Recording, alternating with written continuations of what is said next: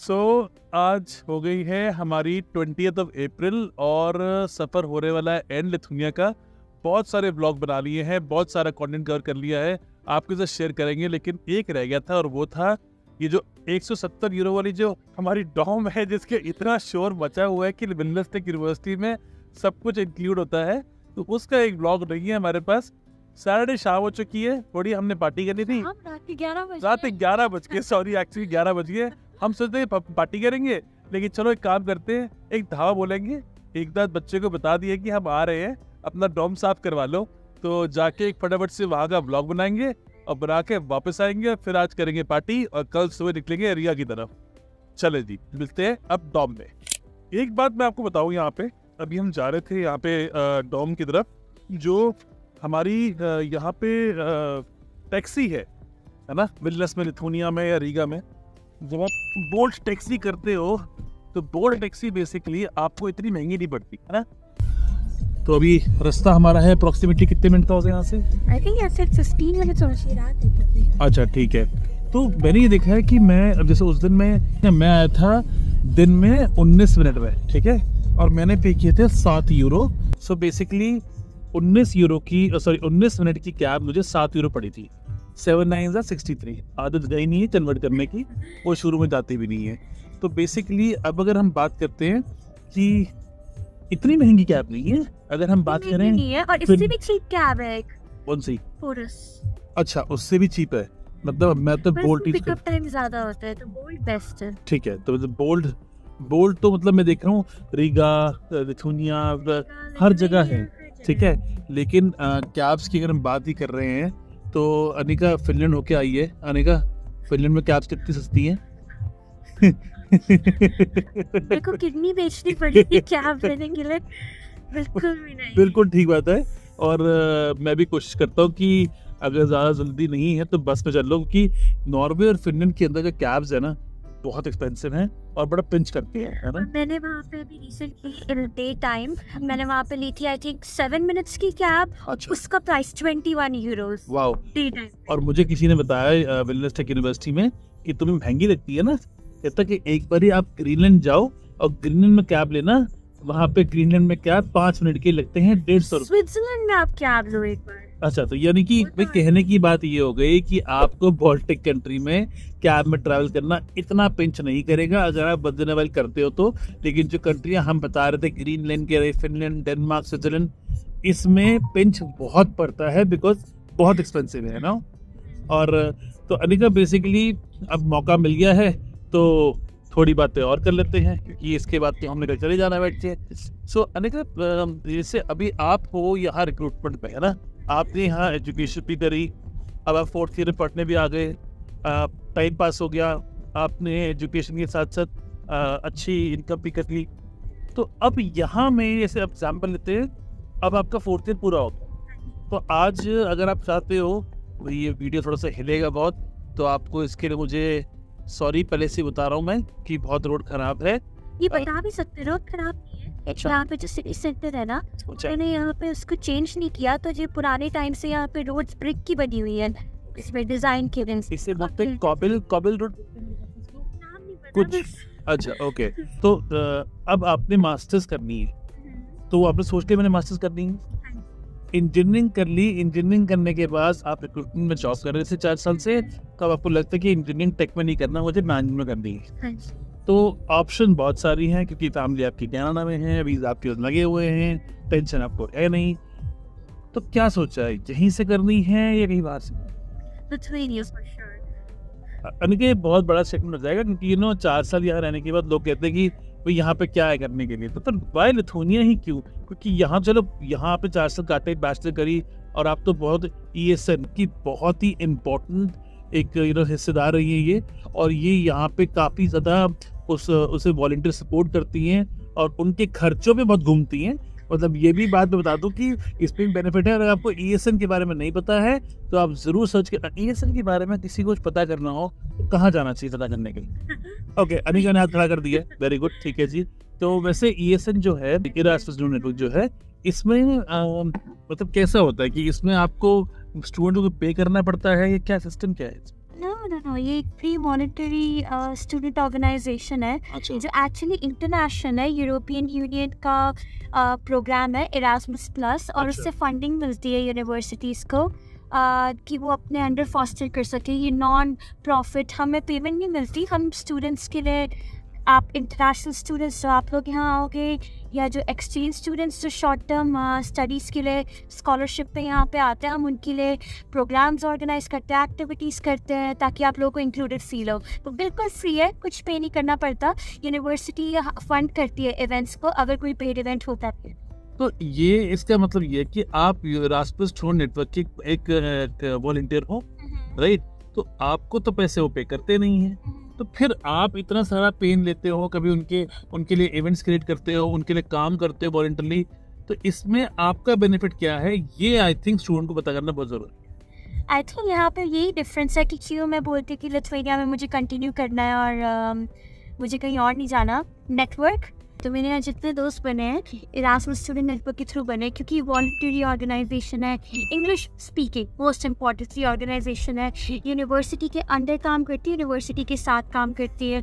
और इसके थ्रू जितना मुझे नेटवर्क मिला है, जितने मुझे दोस्त मिले हैं, और जितनी मुझे फुलफिलमेंट मिली है एक्चुअली, कि मेरी पर्सनल स्किल्स डेवलप हो रहे हैं। मुझे इवेंट ऑर्गेनाइजिंग आ गई है, और अब मैं प्रेसिडेंट लेवल पे तो मुझे वॉलंटियर मैनेजमेंट आ गई है। मैंने एक पॉइंट पे जो बडीज़ यहाँ पे मेंटर्स होते हैं, जब आप यहाँ आओ आप मेंटर ले सकते हो अपने लिए, मैंने उसमें भी काम किया है, मेंटरिंग भी की है। तो मुझे यहाँ पे ये सब करके मुझे नेटवर्क मिला, और मुझे फैमिली मिली है स्टूडेंट्स की। तो ये रीज़न है कि मैं इरास्मस कंटिन्यू करते हैं। टेक्निकली देखा जाए एक्सपोजर मिला, राइट? एग्जैक्टली, आपने भी कुछ सही वर्ड्स में सम अप किया है। एक्सपोजर मिला है, और वो एक्सपोजर जो आपको चाहिए अपनी जॉब के लिए, आपको चाहिए अपने सीवी के ऊपर।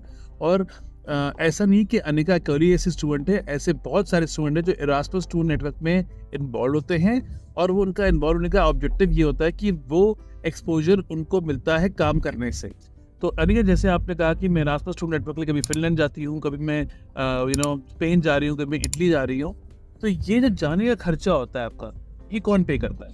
यूनिवर्सिटी रीइंबर्स करती है, या फिर हमारे सेक्शन के पास भी फंडिंग है अपनी, जो हम ESN कार्ड होते हैं उसके थ्रू हम अर्न करते हैं। तो सब कुछ यूजुअली रीइंबर्स होता है, depends on the cause you are going for. तो जो अभी रिसेंटली जिस इवेंट पे गई थी, अब वो मेजर इवेंट है, हम अटेंड ना करें तो हमारी मेंबरशिप पे इफेक्ट पड़ सकता है, हमारी यूनिवर्सिटी की ESN की मेंबरशिप पे। अच्छा। तो उसके लिए जाना ज़रूरी है। तो उसके लिए आई अप्लाइड कि university could may be give me a scholarship, and they agreed because it's important. And मुझे आपकी पिछली बात में एक चीज़ ऐड करनी थी कि आप लोग यहाँ आओ, तो मुझे भी एकदम नहीं मिला था, मुझे 1 साल लगा। 1 साल तक मुझे लग रहा था कि यहाँ पे तो लोग ही नहीं, क्या हो रहा है, मैंने कहीं गलती तो नहीं करती। पर 1 साल मुझे लगा धीरे धीरे अपना नेटवर्क ढूंढने में, अपना पेज ढूंढने में कि मुझे कैसा लग रहा है, फिर लोग ढूंढने में। और जब थोड़ा टाइम मिला उसके बाद फिर मेरा यहाँ पे नेटवर्क बना है। तो थोड़ा सा टाइम लगता है। ये बात आपने बिल्कुल ठीक बोली। ये बात ध्रुव ने भी, आज हमने उससे ब्लॉग किया, ध्रुव ने भी कहा कि अगर आप काम करने भी आ रहे हो, तो अगर मैं बता रहा हूँ कि इतने पैसे कमा लोगे, इसका मतलब नहीं आते ही कमा लो।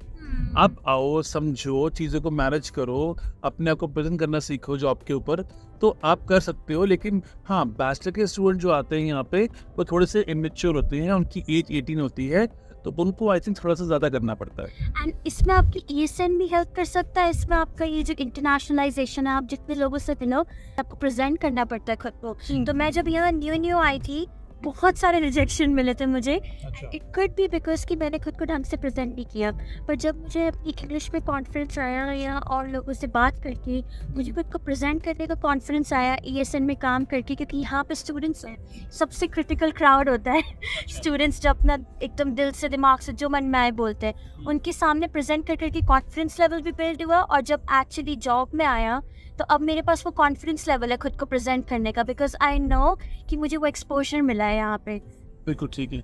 सो अभी यहाँ पे जो आपको लगता है, क्योंकि देखो आप 4 साल से रह रहे हो और आपने बैचलर भी यहाँ पे करी है, प्लस क्योंकि आपकी जो जॉब है वो है स्टूडेंट रिक्रूटमेंट, तो आपको तो कंपनीज के बारे में सब कुछ पता है।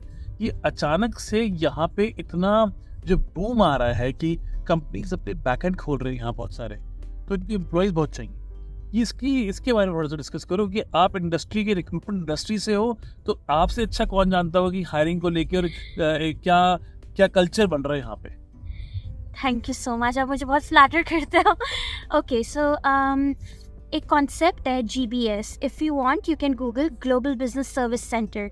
तो यहाँ लिथुआनिया में सिंस कॉस्ट ऑफ लिविंग भी कम है और यहाँ पे सैलरी बहुत अच्छी है, यहाँ पे लोग बहुत स्किल्ड है, या फिर बहुत सारे इंटरनेशनल लोग आते हैं जो यहाँ पे बहुत डिफरेंट स्किल्स लेके आते हैं। आप यहाँ बैचलर्स के लिए आओ, मास्टर्स के लिए आओ, आपने इंडिया में कुछ किया होगा अगर आप मास्टर्स के लिए आ रहे हो या फिर और फर्दर एग्जीक्यूटिव एजुकेशन के लिए आ रहे हो, तो यहाँ पे बहुत सर्च करते हैं। यहाँ पे GBS खोल रहे हैं लोग, ग्लोबल बिजनेस सर्विस सेंटर, यानी कंपनीज का बैक एंड ऑफिस। तो हम एक बड़ी कंपनी की बात करते हैं, स्वेटबैंक। ये स्कैंडिनेवियन बैंक है स्वीडन से, और इन्होंने यहाँ पे अपना वो बैक एंड सेंटर GBS खोला है। और यहाँ पे वो लिथुआनियन स्पीकर्स ही ढूंढते हैं, यहाँ पे वो इंग्लिश स्पीकर्स ढूंढते हैं, क्योंकि ये कंपनी इंटरनेशनल है। तो अपना बैक एंड काम जो यहाँ करती है, ये सर्विस प्रोवाइड करती है बाकी कंट्रीज़ में। और अगर बाकी कंट्रीज़ में सर्विस प्रोवाइड करनी है तो यूरोप में भी कॉमन लैंग्वेज इंग्लिश है। तो यहाँ पे इंटरनेशनल स्टूडेंट्स हो या लोकल लोग हो, उस लेवल पे सब यहाँ इक्वल आ जाते हैं। और यहाँ पे बहुत ज़्यादा ही ब्लूम इसलिए भी कर रहा है क्योंकि लिथुआनियन गवर्नमेंट बहुत ज़्यादा इनिशिएटिव्स ले रही है। इन्वेस्ट लिथुआनिया कंपनीज़ को अट्रैक्ट करी कि वो यहाँ पे इन्वेस्ट करे, यहाँ पे अपना GBS अपना सर्विस सेंटर खोले, यहाँ पे अपना IT सर्विस सेंटर खोले। और गवर्नमेंट यहाँ सपोर्ट प्रोवाइड कर रही है, नए स्काई स्क्रैपर्स बिल्ड हो रहे हैं ऑफिस स्पेस प्रोवाइड करने के लिए, और यहाँ पे कंसल्टेंसीज खुल रही है गाइडेंस, बिजनेस गाइडेंस प्रोवाइड करने के लिए। तो ये बहुत ब्लूमिंग है अभी। और मैं जो रिक्रूटमेंट में काम कर रही हूँ, मैं आप एक नई कंपनी में काम कर रही हूँ जो एक बैक एंड ऑफिस है जिनका यहाँ पे। अब मैं यहाँ पे इंटर्न्स के लिए भी ढूंढ रही हूँ, समर इंटर्नशिप्स, पेड इंटर्नशिप्स के लिए रिक्रूट कर रही हूँ अभी। यहाँ मैं यहाँ ट्रेनी लेवल एम्प्लॉयज़ के लिए भी रिक्रूट कर रही हूँ। तो यहाँ पे अभी बहुत ब्लूमिंग है और ये सब पहले से नहीं था, ये सब 1-2 साल में बढ़ा हुआ है। तो अभी लिथुआनिया में आने का बेस्ट टाइम है क्योंकि अभी बहुत ब्लूम हो रहे हैं इस मार्केट। बिल्कुल ठीक कहा। आई थिंक जब से मैं अगर ये बात बोलूँ कि जो जियोपॉलिटिकल सिचुएशन हुई है रशिया, यूक्रेन और बेलारूस के चक्कर में, इनके पास काफ़ी ज़्यादा काम बढ़ गया है। क्योंकि पहले ही सारा काम इन कंट्री में होता था ना, लेकिन अब इन कंट्री में तो इंटरेक्शन हो ही नहीं रही है। सैंक्शन लग चुके हैं बेलारूस के ऊपर और रशिया के ऊपर, तो जितनी भी सर्विस इंडस्ट्री थी आपकी, वो सारी की सारी यहाँ से हटके पॉलिटिक्स में आ गई है। क्या ये बात सही रहेगी? 50-50 सही है, क्योंकि लिथुआनिया पहले से भी ऐसी लोकेशन थी जो हमेशा से कॉस्ट इफेक्टिव रही है। आई थिंक जियोपॉलिटिकल रोल तो प्ले करता ही है, पर दूसरा रोल प्ले करता है लिथुआनिया की ग्लोबल इनिशिएटिव्स, इन्वेस्ट लिथुआनिया या ये बिजनेस कंसल्टेंसीज। लिथुआनिया ने अपनी ब्रांडिंग ऐसी दिखाई है कि तभी बाहर की कंपनी से देखा कि ओ ये कंट्री एग्जिस्ट करती है और इस कंट्री के पास ये अपॉर्चुनिटीज़ है, ये इकोसिस्टम है कि यहाँ पे अपना हम शेयर्ड सर्विस सेंटर खोल सकते हैं जो कॉस्ट इफेक्टिव हो।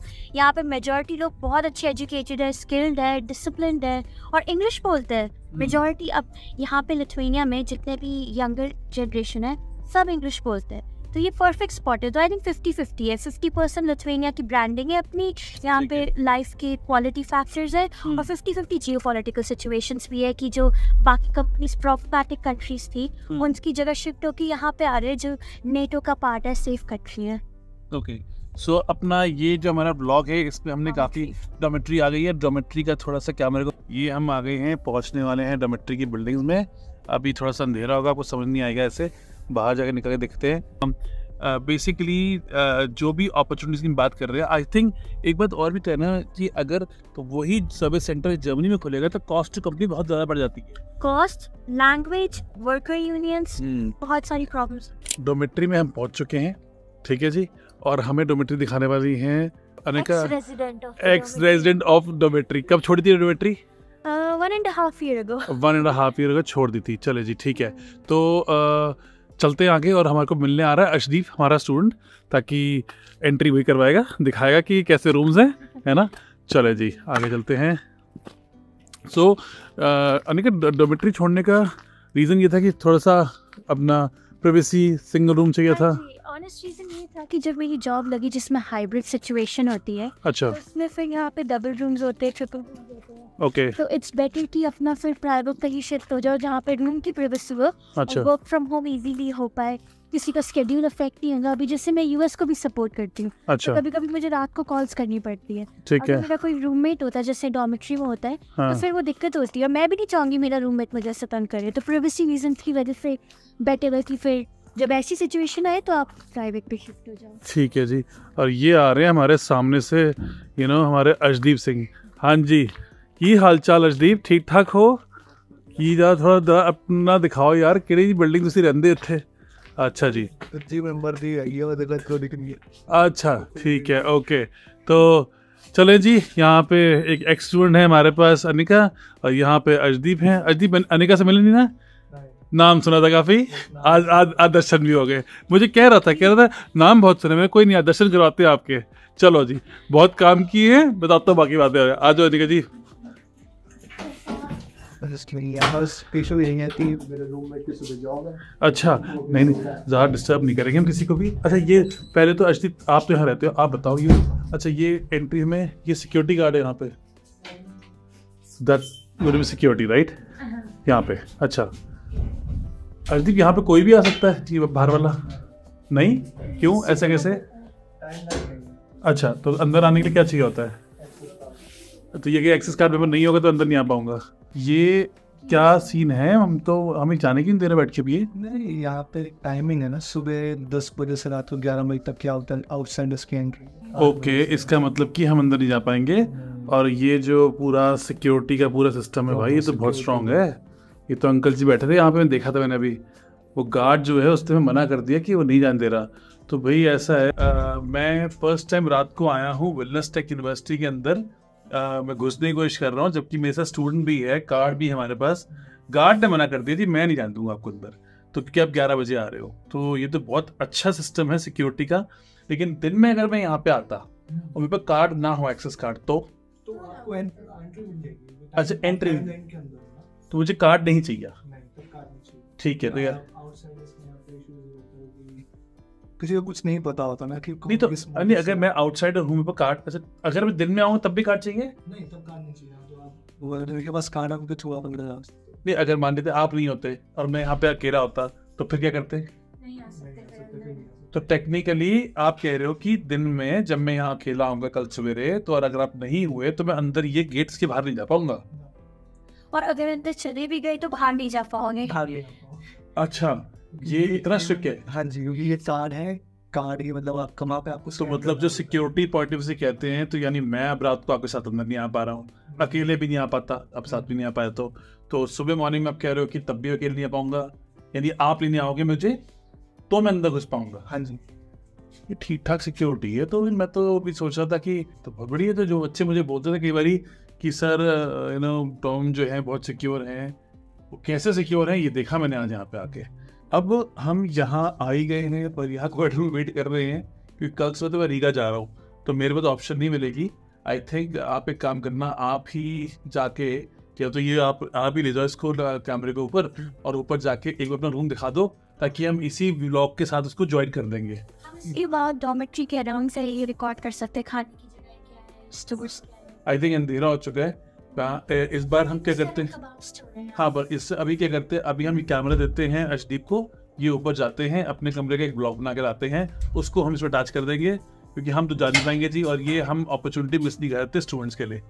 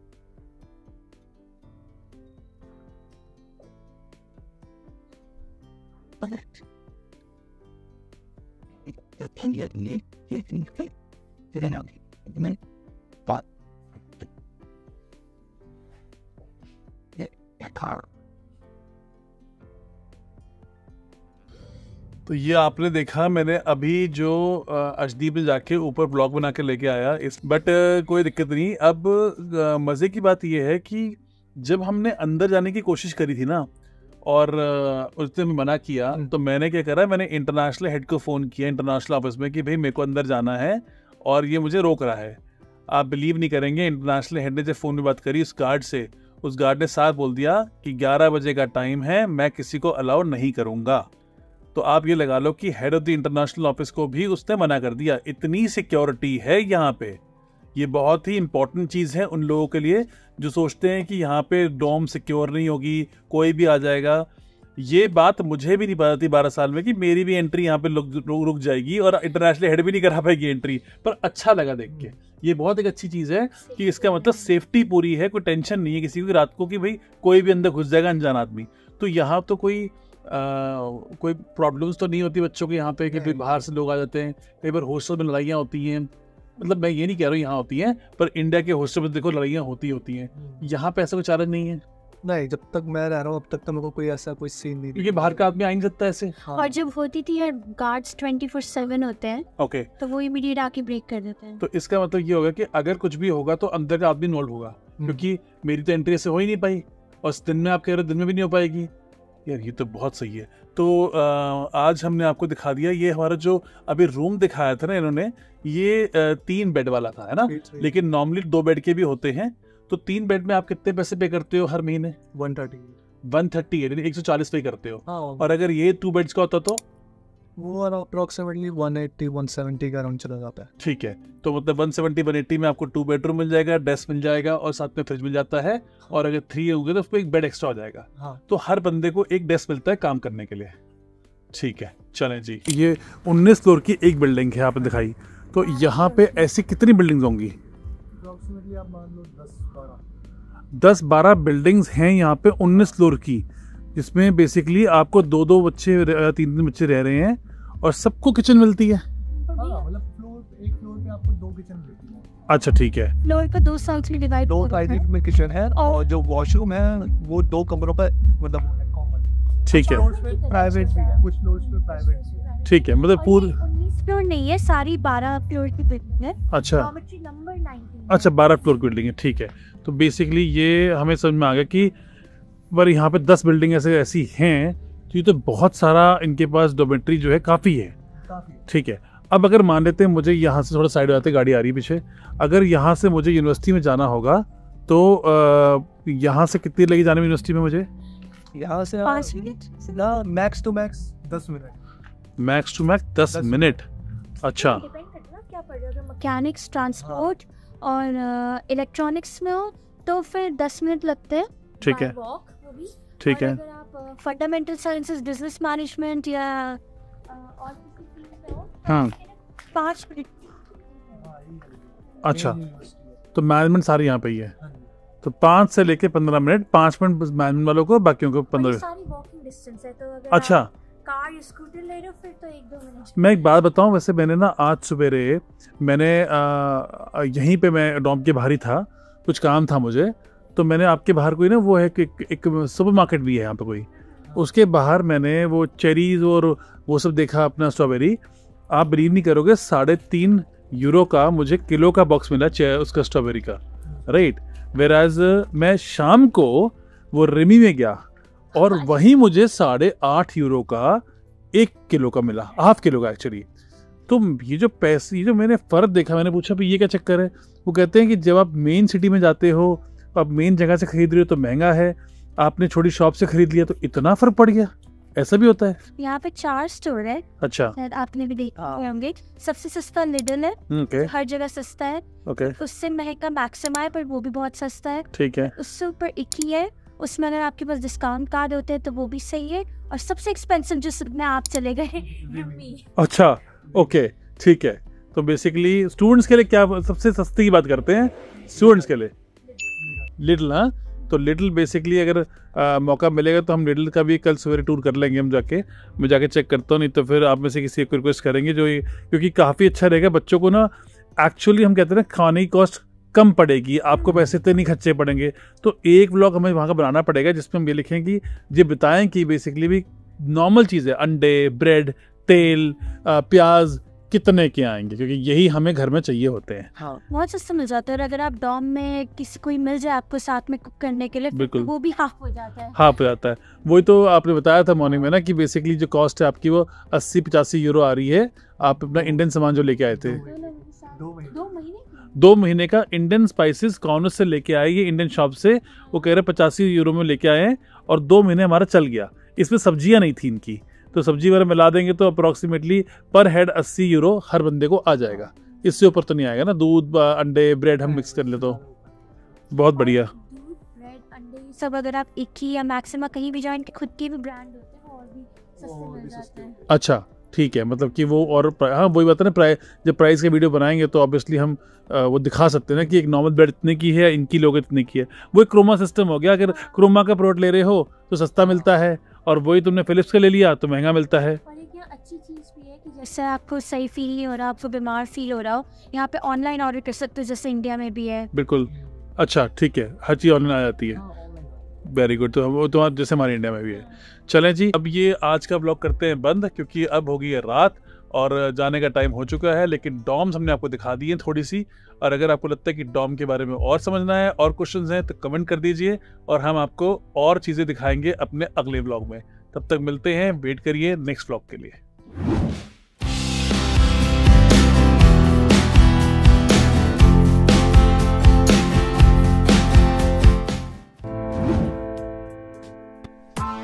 Press the bell icon on the YouTube app and never miss another update.